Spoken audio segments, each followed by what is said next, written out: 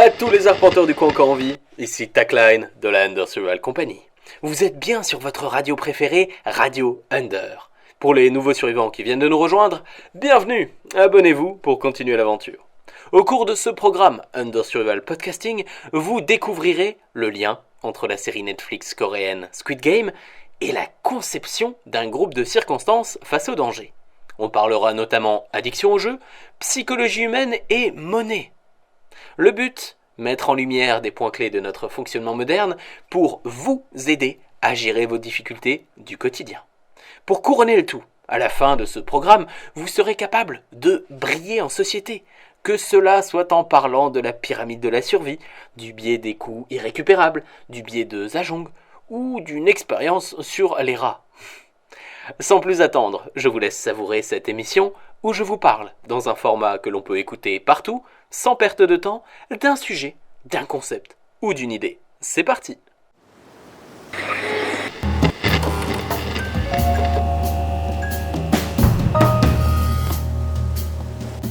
Nous sommes nombreux à avoir entendu parler de la série à succès du moment sur Netflix, Squid Game. Un travail de qualité qui invite à plonger dans une histoire captivante, mais surtout que nous pouvons relier à notre thématique de la survie de multiples façons. Pour ceux qui ne connaissent pas, nous allons revenir sur l'histoire quelques instants, rapidement, pour que tous nos auditeurs puissent suivre. Pour faire simple, le personnage principal est un gentil loser qui cumule les dettes.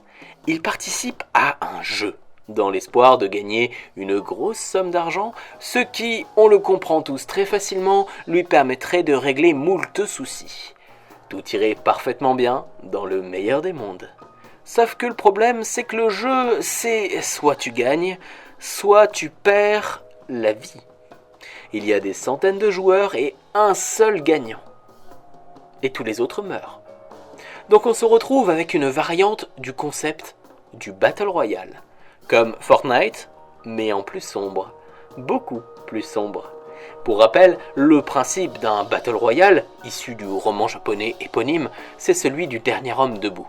Une grande quantité de joueurs au début, un seul à la fin. Revenons à l'histoire. Notre personnage principal, appelons-le Bob, est présenté comme un joueur compulsif.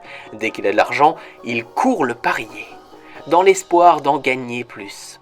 Sauf que, petit à petit, à force de jouer, il s'est mis dans la galère.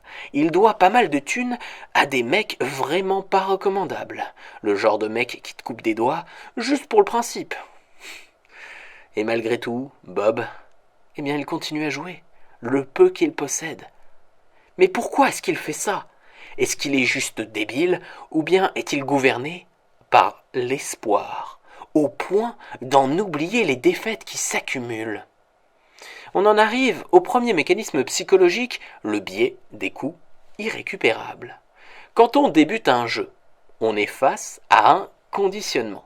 Notre cerveau mémorise plus facilement les gains que les pertes.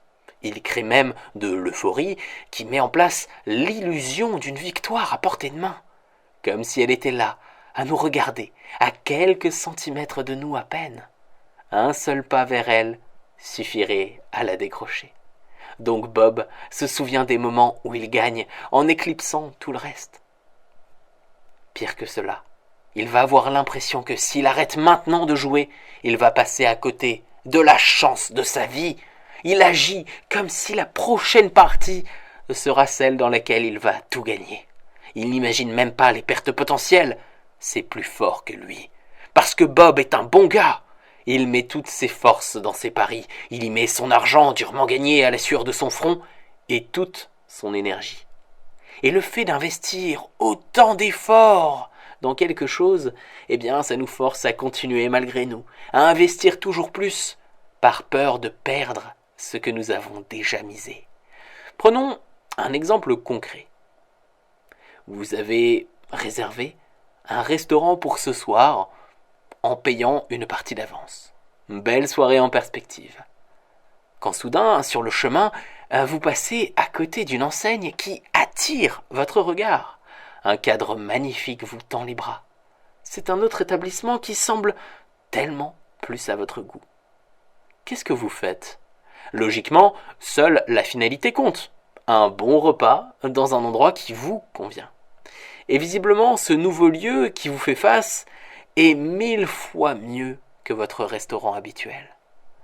Sauf que la majorité des personnes vont choisir celui dans lequel ils ont déjà payé, même s'il ne convient pas, même s'il n'est pas à la hauteur, même si la soirée sera complètement à chier.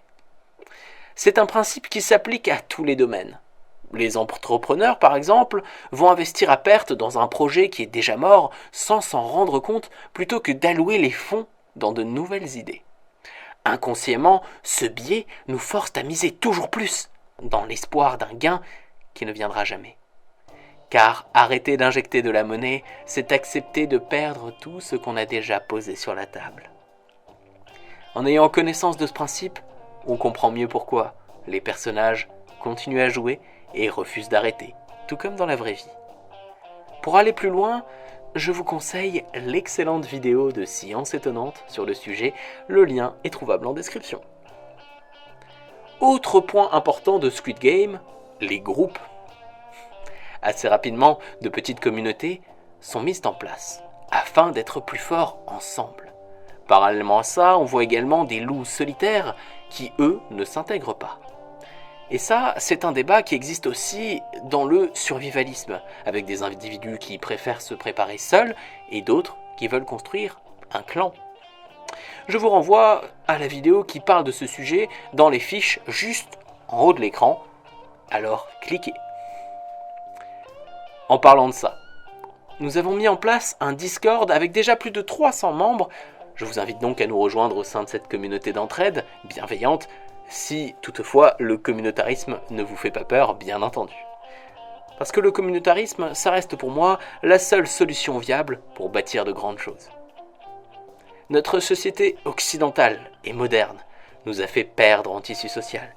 Nous sommes tous, petit à petit, isolés les uns des autres. Et il est temps de recréer ce lien perdu. Vivre en groupe, c'est la base de l'humain. Nous sommes des animaux sociaux. Et quand ça craint dehors, eh bien, on se dirige naturellement vers nos semblables. J'aime beaucoup tirer des leçons de ceux qui sont en permanence dans des situations compliquées. Dans les zones de conflit, par exemple, ce n'est pas la règle du chacun pour sa gueule. Il y a des gangs, des chefs de bande et une organisation. Souvent, l'on voit apparaître une domination par la peur, où les subordonnés obéissent pour éviter de se faire tabasser, blesser ou tuer. Dans notre série, c'est également le cas. L'un des personnages issus de la pègre établit cette domination par la peur. Cette crainte, le chef peut l'interpréter comme du respect. C'est une erreur qui peut lui coûter gros. Lors d'un épisode, notre chef de guerre justement se retrouve déstabilisé après avoir menacé le héros d'une attaque sournoise de nuit. Le personnage principal lui répond simplement que n'importe lequel de ces hommes pourrait le poignarder pour prendre sa place durant son sommeil. Après tout, c'est lui le plus fort. Mais pourquoi donc? Connaissez-vous l'expérience de Didier Dessort, de la faculté de Nancy? Bernard Werber, un célèbre écrivain, en parle même dans sa fameuse trilogie Les Fourmis, que je vous conseille vivement si vous ne l'avez pas déjà lue. Didier a pris un groupe de rats qu'il a enfermés dans un environnement très particulier.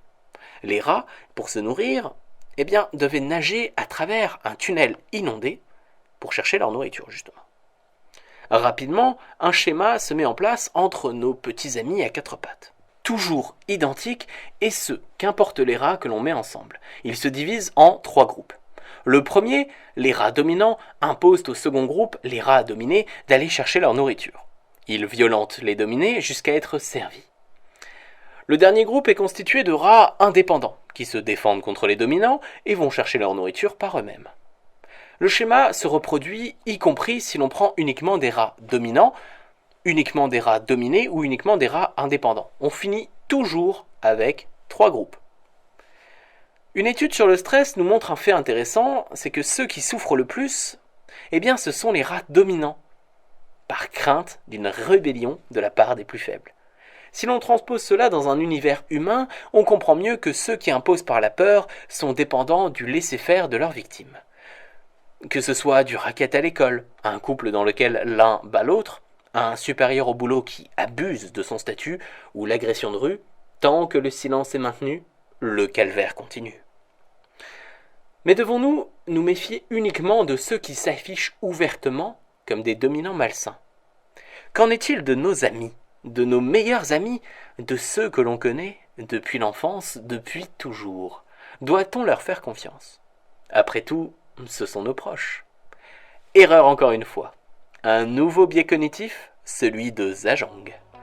Plus vous êtes exposé à une personne ou un objet, plus vous lui faites confiance sans autre forme de preuve que la simple habitude d'être en présence de cette personne ou de cet objet. Imaginons que Bob porte un objet qu'il chérit par-dessus tout, peut-être un Opinel rouillé, une montre ou un vieux sac à dos offert par ses parents. Il l'aime de tout son cœur, il a l'habitude de l'avoir avec lui, et il le préférera à du matériel beaucoup plus adapté pour lui, des outils plus efficaces et plus ergonomiques. Et ça, ça s'applique que ce soit aux gens, aux protocoles ou même au chemin que l'on parcourt. Souvenez-vous d'une chose, les habitudes tuent. Pour éviter de tomber dans ce biais, la question à vous poser sera la suivante. Que ferait une autre personne à ma place? Une personne neutre à cet instant. Et vous verrez que le choix le plus rationnel s'imposera plus facilement à vous. D'ailleurs, posons-nous honnêtement une question. Dans Squid Game, le choix de l'ami du héros de tout faire pour survivre est-il une réelle trahison? Après tout, ils ont tous accepté de jouer à ce jeu. Ils sont finalement tous prévenus et sont tous d'accord avec les règles. L'être humain est programmé pour survivre, quelles qu'en soient les conséquences et les trahisons. En parlant de ça, l'un des personnages, numéro 1, un petit vieux très sympathique et sénile, il en subit une à un moment de l'histoire. Dure trahison d'ailleurs. En plus de ça, tous les joueurs le prennent pour un poids mort. Il s'avère pourtant très utile, voire décisif, grâce à son expérience.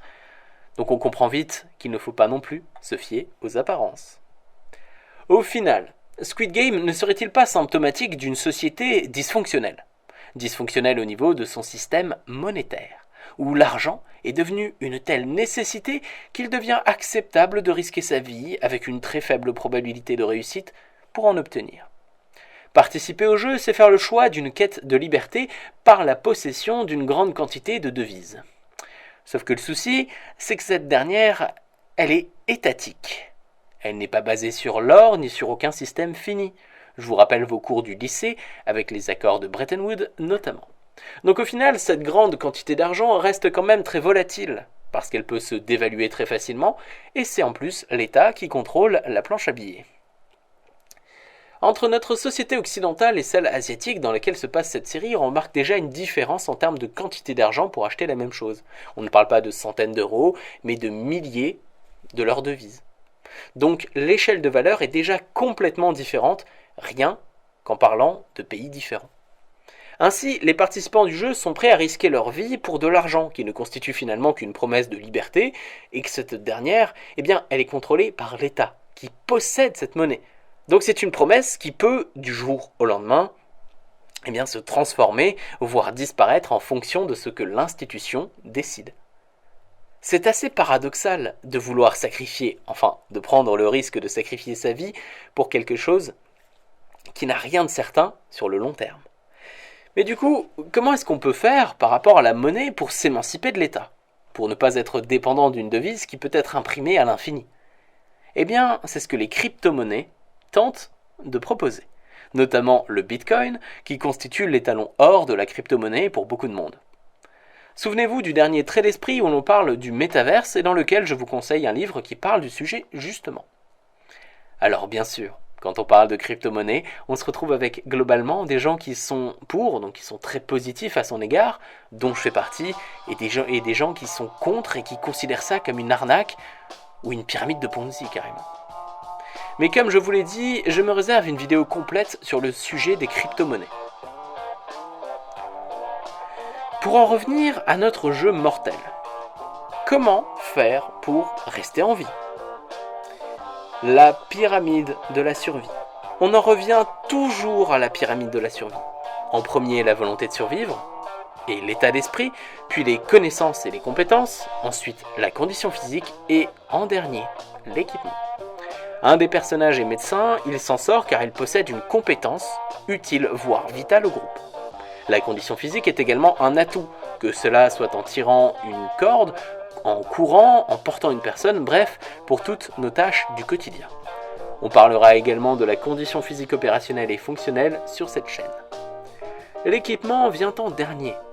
On remarque que les participants sont tous vêtus de la même tenue et ne possèdent pas leurs affaires, sauf une participante qui dispose d'un briquet qu'elle a réussi à cacher et qui s'avère effectivement très utile à un moment donné. C'est pourtant une composante dont il faut savoir se passer. Aller à l'essentiel est important. Le fameux less is more ou le keep it simple stupid, garder les choses simples idiots, dont je parle dans d'autres vidéos. Souvenez-vous qu'un sac trop lourd est un sac rempli d'angoisse, il faut donc apprendre à faire, oui, mais faire avec peu. Et voilà que notre émission du jour touche à sa fin. Nous avons pu aborder la question de l'addiction au jeu, avec le biais des coups irrécupérables, puis nous avons abordé le biais de Zhajong, la création de groupes dans une situation de tension, avec nos amis les rats, pour finir sur la monnaie étatique et la pyramide de la survie. Tout cela nous permettant d'introduire la suite de nos productions. Dans la prochaine vidéo, sur JVBleed, on va aborder les solutions réelles et concrètes pour gérer son budget et créer un capital, afin de ne pas se retrouver obligé de coucher sa dignité pour s'en sortir. Je parle bien entendu de ceux qui volent ou qui se prostituent parce qu'ils n'y arrivent pas. Ou comme ici, de ceux qui sont réduits à jouer à un jeu mortel, à la Squid Game, heureusement fictif. Ce sont des réalités, notamment auprès des étudiants. Donc si le sujet vous intéresse, pensez à activer la cloche des notifications pour être prévenu de sa sortie. Merci à vous et souvenez-vous que quelques minutes de votre temps peuvent en sauver des milliers, à commencer par les vôtres, et c'est déjà pas mal. Et si quelqu'un vous propose de jouer à un étrange jeu, fuyez, pauvre fou.